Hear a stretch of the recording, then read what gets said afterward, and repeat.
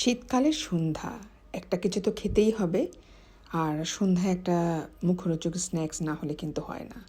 আজকে বানিয়ে ফেললাম ডাম্পলিং দিয়ে সবজি দিয়ে স্যুপ। সেজন্য আমি নিয়ে নিয়েছি কর্ন স্যুপ আর থাই স্যুপ একসাথে, এবং এটা ভালো করে ফুটিয়ে আমি কর্নফ্লাওয়ার দিয়ে দিয়েছি।